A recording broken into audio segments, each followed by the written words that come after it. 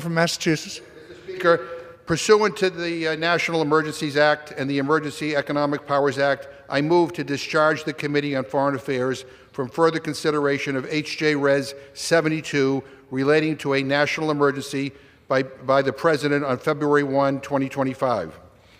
The motion is not in order. House Joint Resolution 72 relates to the emergency declared by the President on February 1, 2025. Pursuant to Section 4 of House Resolution 211, each day of the first session of the 119th Congress after March 11th does not constitute a calendar day for purposes of Section 202 of the National Emergencies Act, for purposes of that emergency.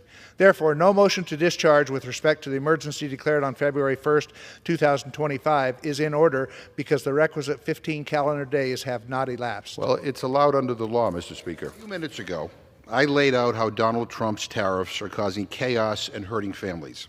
And I want to explain why we are unable to force a vote to block them here in the House, even though the International Emergency Economic Powers Act and the National Emergencies Act provide a process to terminate national emergencies through a privileged joint resolution. So I have a parliamentary inquiry, Mr. Speaker. Gentleman will stage his inquiry. Mr. Speaker, the House Rules Manual says here, and I quote, a privileged motion to discharge a committee from further consideration of a joint resolution terminating an emergency is available after the measure has been referred to committee for 15 calendar days. And a member of this House, Ranking Member Meeks, introduced House Joint Resolution 72, terminating the national emergency imposing tariffs on Canada 34 days ago. And earlier, I offered a motion to discharge his joint resolution from committee and bring it to the floor. Why wasn't it allowed?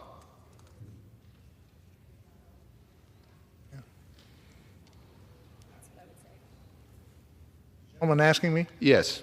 Gentleman's inquiry is not relevant to the current proceedings. Yeah. Well, what I'm just trying to figure out is whether it is in order in the House to move to discharge House Resolution 72 or H.J. Res. 73 from committee so they can be considered on the floor. And I guess we're not going to get an answer, but it wasn't allowed because Republicans changed how time itself works in the House to prevent a vote on tariffs that is allowed under the law. Now, I just want to be clear here, Mr. Speaker, because the stakes are very high. We're talking about whether this House has the authority under the current rules to stop the President of the United States from imposing disastrous, calamitous tariffs that are causing economic chaos, raising prices for regular Americans, and causing uncertainty for businesses. A motion to discharge Ranking Member Meeks' resolution is not allowed because Republicans literally changed the definition of what a day is to protect themselves from voting on tariffs. Now, we should have been able to call it up after 15 days, but Republicans are pretending 34 days is less than 15 days. Republicans rigged the rules to protect Donald Trump, Mr. Speaker, and to protect themselves from voting on his tariffs. House Resolution 211, which the Republican majority adopted in March, changed the operation of the calendar. Mr. Speaker, a further parliamentary inquiry. Gentleman, state his inquiry. I have the resolution in front of me, and it says that each day for the remainder of the first session of the 119th Congress shall not constitute a calendar day for purposes of Section 202 of the National Emergencies Act with respect to a joint resolution terminating a national emergency declared by the President on February 1, 2025. So that resolution changed the operation of the National Emergencies Act and the International Emergency Economic Powers Act, also known as the law, to make sure that members of this House cannot force a vote on Trump's tariffs. Is that right, Mr. Speaker? This inquiry is not relevant to the discussion. Okay. In fact, that is right, Mr. Speaker.